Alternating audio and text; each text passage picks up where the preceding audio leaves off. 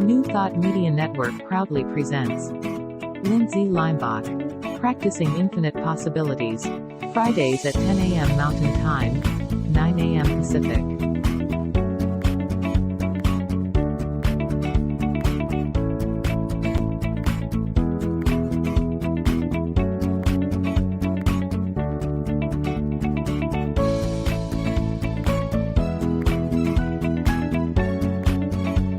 And now, here's Lindsay. Hey, good morning. If you're in California, I hope you have your cup of coffee and you're having coffee with me. And if you're on the East Coast, maybe you're having lunch, and in the middle, maybe you're having a break or you're seeing me recording. But welcome to PIP, Practicing Infinite Possibilities. And I'm so excited to be here with you all. All right, some of my friends have been writing comments and showing up to my classes or to the PIP show, and it's not coming up or registering on it. And I was trying to figure out why that would be. And I did find out that if you go to New Thought Media Network Facebook page and you like it, the platform I'm working on is called StreamYard, and it registers and then it puts you into the comments so I can see it. That's the best I got. I don't know if that's it, but infinite possibilities. Let's give it a try. So welcome anyone who's here. Leave a comment. If you do and I don't see it or you're not registering up, no worries about that, because I watch it later and I see the comments later. Okay? So here we go. So what are we going to talk about today in PIP, Practicing Infinite Possibilities? Well, let's go to two major masters of practicing infinite possibilities to bring out the best, to bring out the joy in our lives. And these two people I love so much, the Dalai Lama and Archbishop Desmond Tutu. Here's a picture of them dancing together. Is that awesome? And a little side note, that Tibetan monks aren't meant to dance, but Archbishop Tutu got up and got him up. And so he did a little, because he knows there's infinite possibilities and that we don't have to be stuck in total structure to celebrate joy. And if you watch these two men and they're communicating alone or even especially together, they giggle, they're filled with joy. You think, well, how are these guys filled with joy? Let me just give you a little background on them. I think this will be very interesting. So the Dalai Lama was born in 1935, and he's 87 right now. And he is the head of the Tibetan religious Buddhist order. At the age of 15, he actually became both not only the head of the religious order, but also the head of Tibet, the political order. He was in charge of both of them at the age of 15. And then, of course, there was this magnificent, I don't know, let's not call it magnificent, horrific pressure from China because they wanted to take Tibet.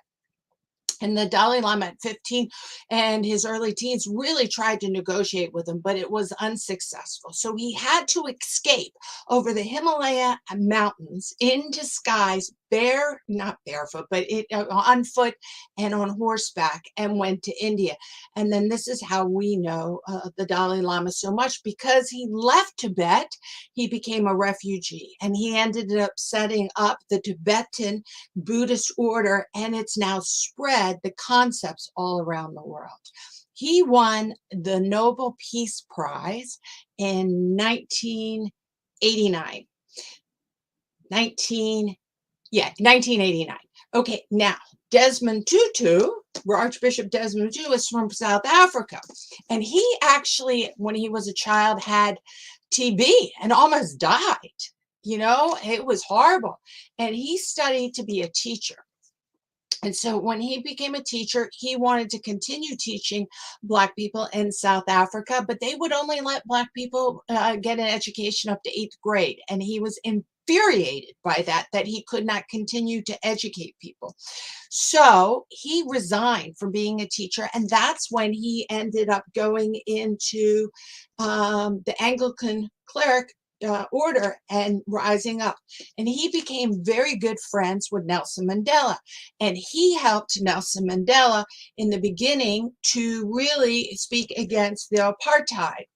And when Nelson Mandela was then put in jail for 17 years, he stepped up and took over as the leader of the anti-apartheid.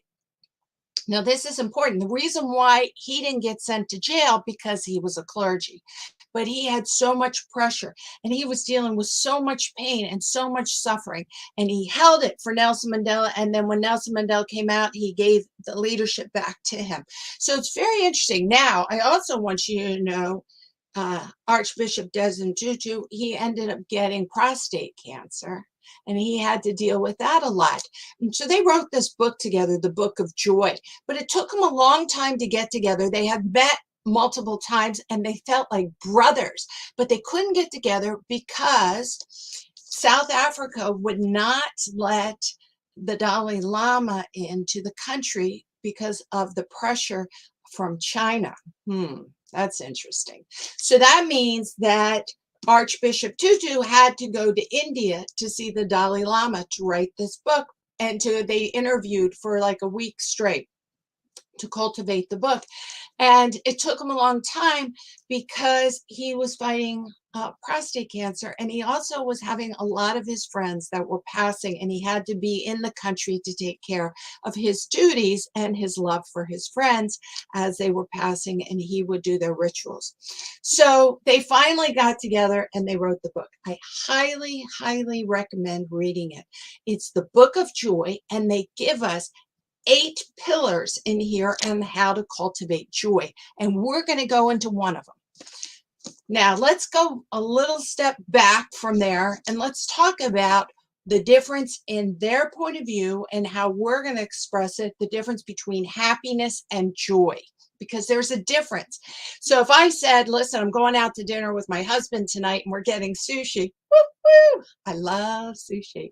Anyway, that would be definitely happiness.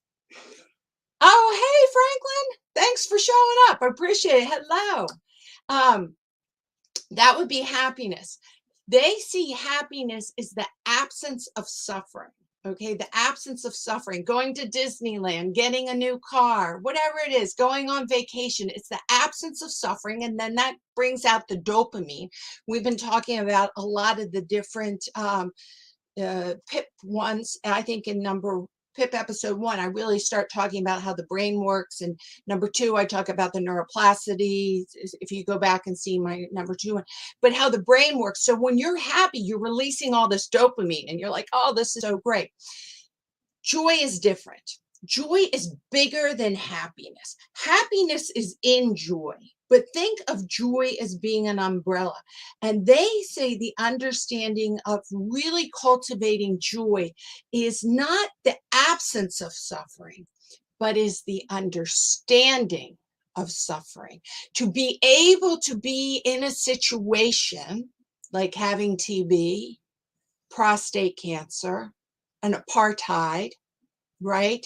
Being a refugee, being kicked out of your country, all those, growing old, being able to have these things that we would call suffering and understand it and still be able to cultivate peace inside of us, peace and balance and resilience, and to be able to be in a centered place even when the is happening in the world.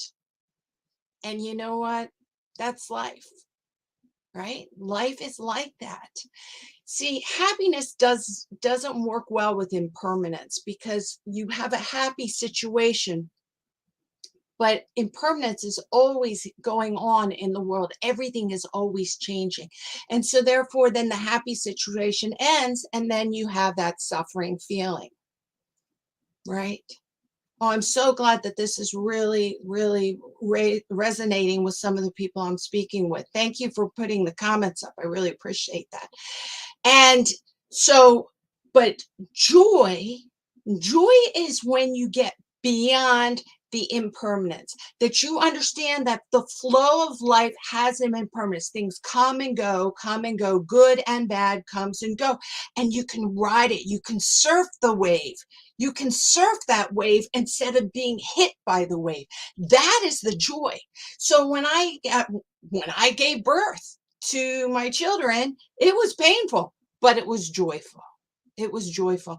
Well, I've lost animals in my life, and oh my God, do I love animals, and great grief. And my grandparents I've lost, and some close friends I've lost. Great grief hits you, and it's really sad.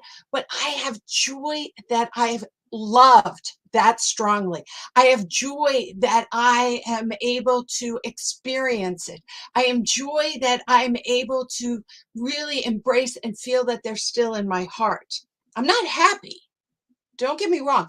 You can have joy and sadness at the same time, but joy gives you the understanding of the sadness. This is what this book's about. This book's about that kind of joy. Now, last week I talked about the 3 practices: the let be, the let go, and the let in. And so when you're really talking about the sense of this joy, it's you have to start with the let be, the acceptance of what is going on, to accept the world as it is. Then you can work with it. Then you can work from there, and you can cultivate your mind to bring out that balance, that peace, even though hardship is right here.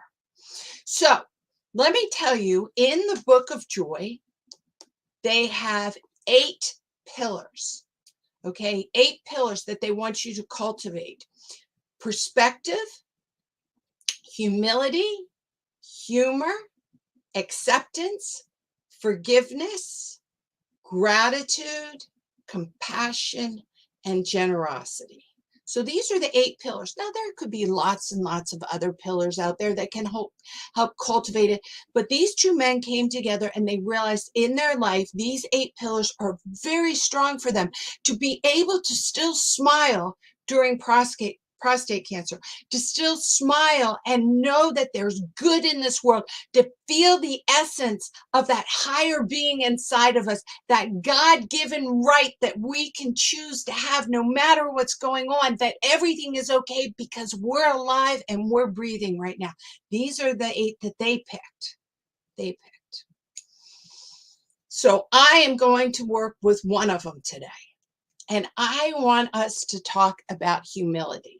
Humility, the power of humility to cultivate joy in your life right now.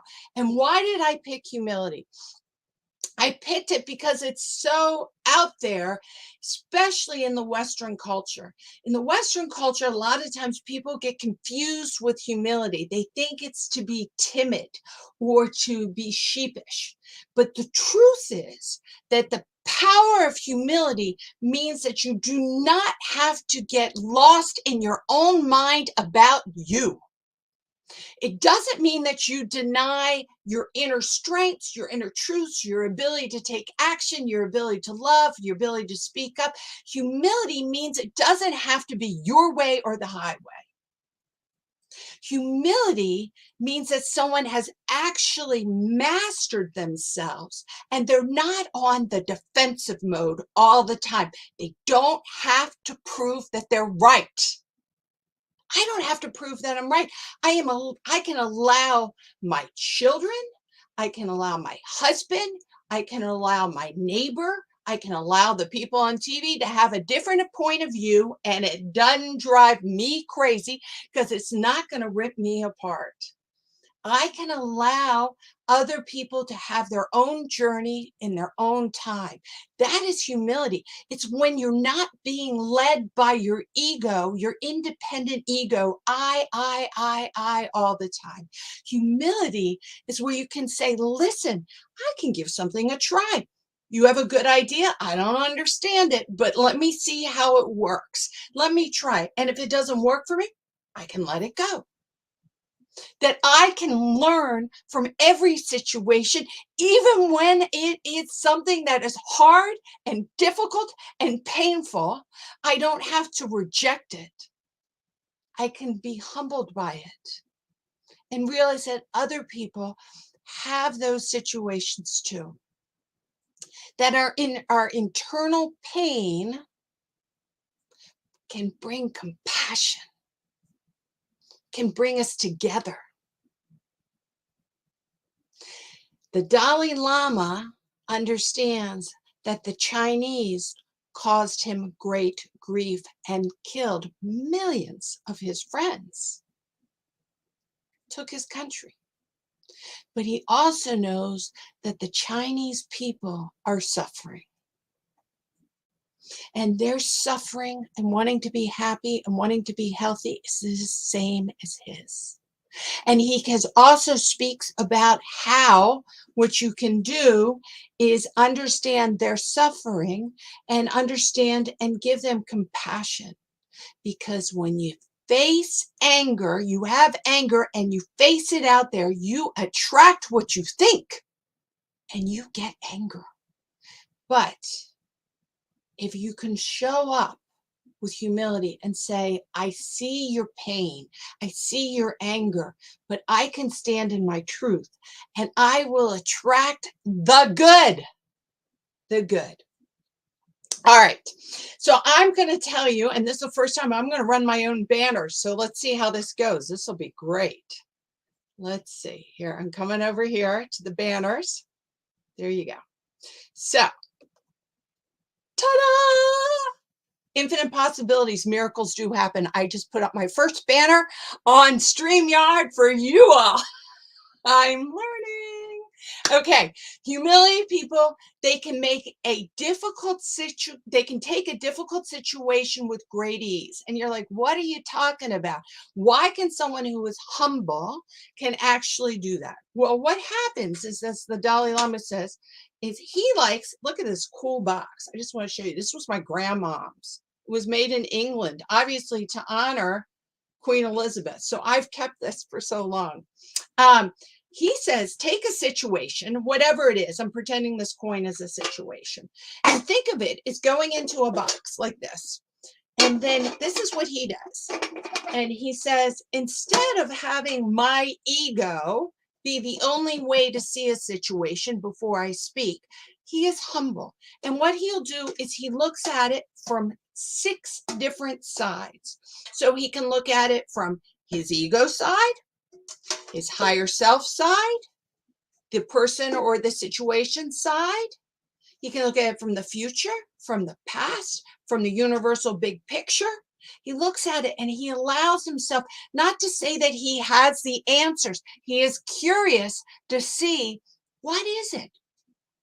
This is a humble mind. This is a mind that is open, who's not saying, I know everything. And if anyone knows everything, it might be the Dalai Lama, in my opinion. I'd like to know his ego side point of view. But the reason why he's so wise is because he doesn't say he's always right.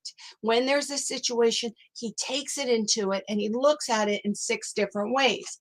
And then when you do that, then what happens is the situation, infinite possibilities, you can come out with love. Somehow you can come out in a way in which helps not just you, but everybody, because we're in it together. We all know that we have that divine spirit. We all know that we're related to God.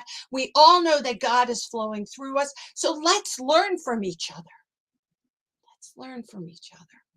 So when you're working with a situation and you're humble, you don't take things so seriously. Everything is like more of like a red flag, a yellow flag, a green flag. They're direction pointers. They are not obstacles. They are not obstacles. You keep that open mind. And the number 2, here, let me put this down. Look at me. I'm hiding that one. Here we go. Number 2, they put others first. Which once is really, all these will come together, is what, in other words, they're not being led by the individual story ego of Lindsay Leimbach. that ego that it's all about me.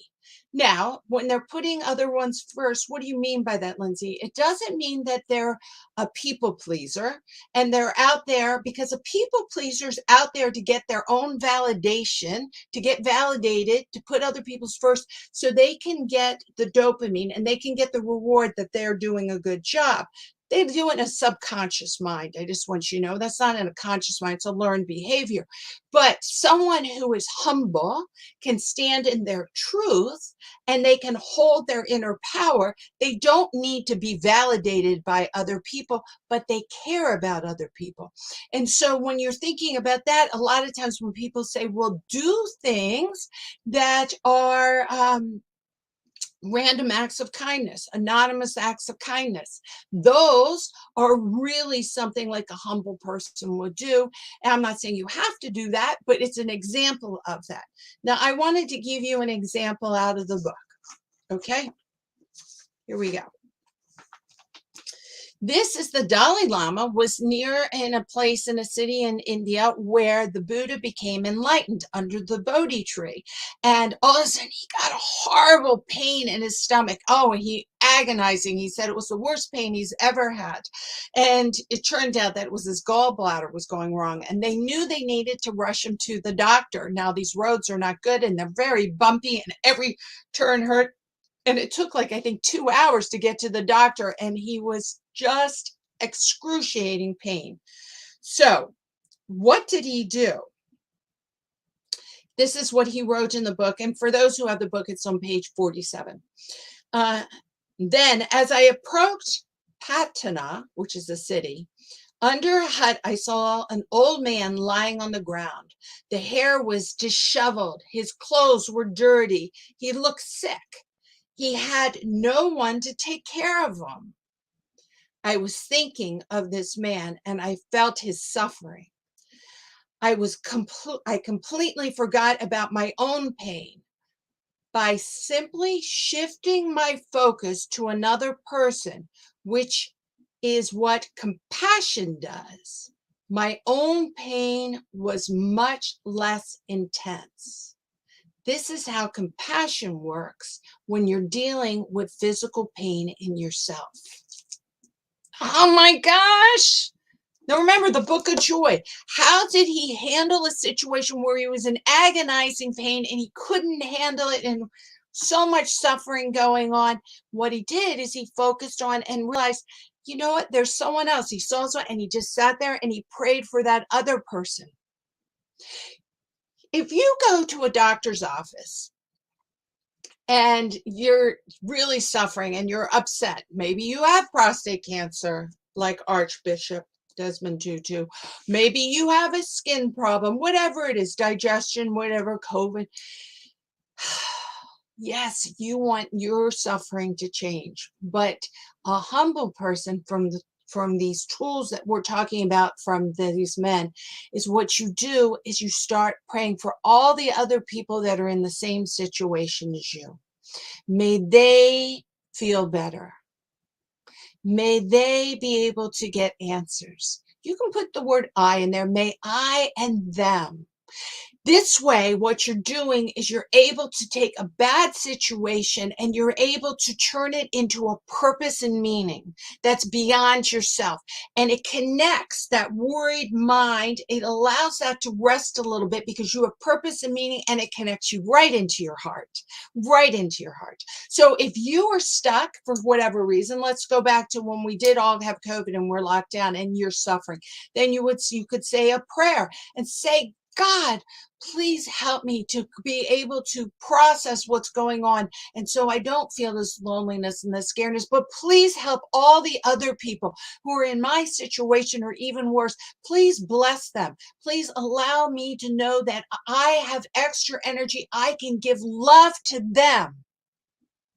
Do you see how we have now taken suffering? We're not happy. Remember, there's a difference between happy and joy. We're going away from happy and we're now building up into joy because we're incorporating beyond ourself, that we're seeing that we're all interconnected. This is what these men do all the time. Now, Desmond Tutu, I think I said he passed in 2021, but he's still up there teaching us, or in here teaching me, and I'm very thankful. Okay, so let me go to the third one. I'm going to go do one more, and you know what? Next week, I'm going to come back on this because this is so good. So good. How to cultivate joy through humility is so powerful, and we don't talk about it enough. So we have now talked about that to make practicing humility, you can take difficult situations and you get past your ego, and it can be easier. That you can put other people's first so you don't suffer so much and you have purpose and meaning in your suffering. And then mindful listening. Okay, number 3, mindful listening. Now, this is actually huge in business because they're realizing when people sit there and tell you what to do, then what happens is you don't want to do it. But when people feel heard, when people feel acknowledged, when they are actually their problems or whatever's going on, they see the other person is actually listening to hear, not listening to respond. How many times do you hear someone's talking to you and you're thinking, okay, I know what to say. I got to remind them how they forgot to pick up the milk last week. You missed it. You missed it. You were lost in yourself again.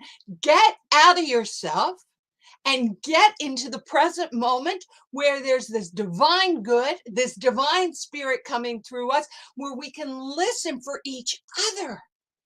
We can hold the truth for each other. This is the power of humility. Humility is so powerful, and people don't realize it. So powerful. So let's take a breath. And let's all know right now, let's go ahead, let's just bring it down. Take a breath with me and breathe out.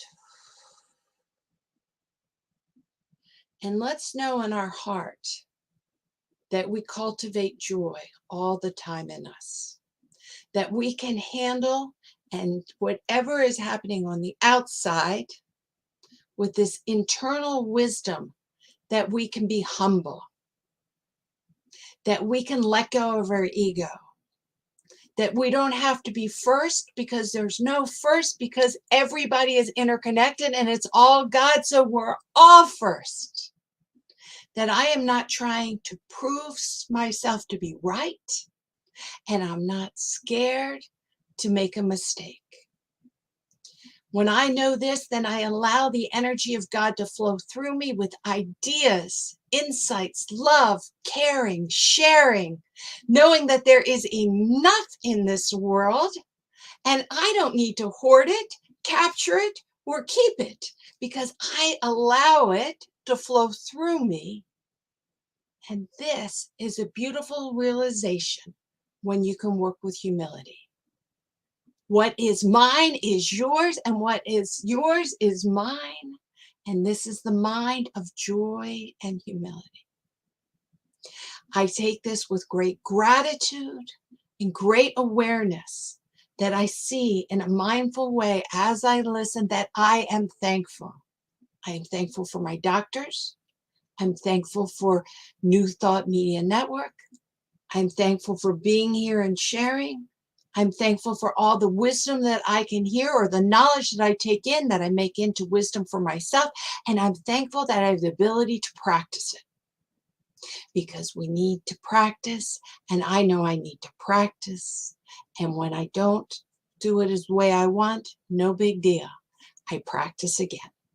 That life is a beautiful journey and that I can surf it on the top with joy. And I don't have to crash into problems with stubbornness or resentment, that I am resilient and loving. I want to thank you all. Today we did 3, that humble qualities for inner power for joy is that we can make decisions with ease, because remember our box. that we can put other people first and use the power of compassion within ourselves to bring purpose and meaning, even in our suffering. And that we can mindful listen and we can see what's going on without judgment, so we can hear our heart and hear other people's hearts. If you want to get in touch with me, please remember that you can go to Centered Moment, centered like a circle, moment. That's my website. I do coaching, I do classes. I'd love to talk to you. I also enjoy doing a lot of talks, speeches, sermons, things like that. So feel free to reach out. All my love, all my compassion. May we use these techniques to cultivate joy. And I'll see you next week because I got some more. Oh, she threw up my class. I do have a class going on. It started last week.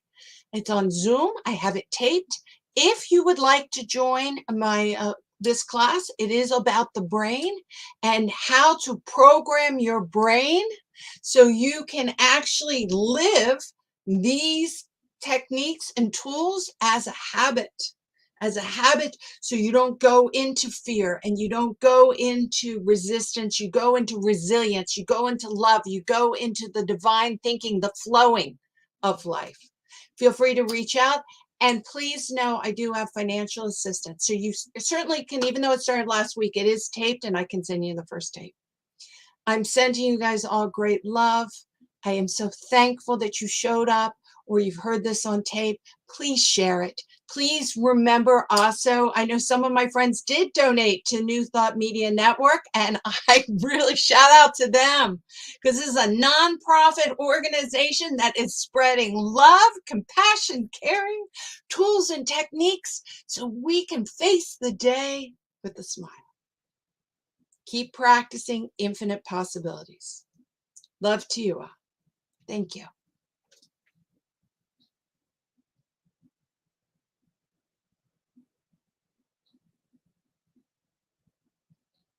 New Thought Media Network proudly presents Lindsay Leimbach, Practicing Infinite Possibilities.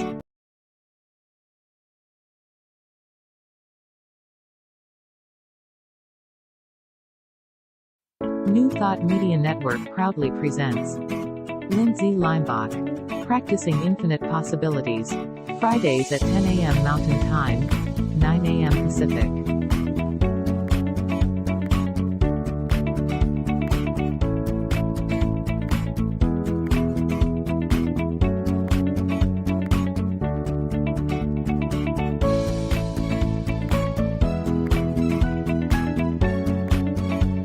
And now, here's Lindsay.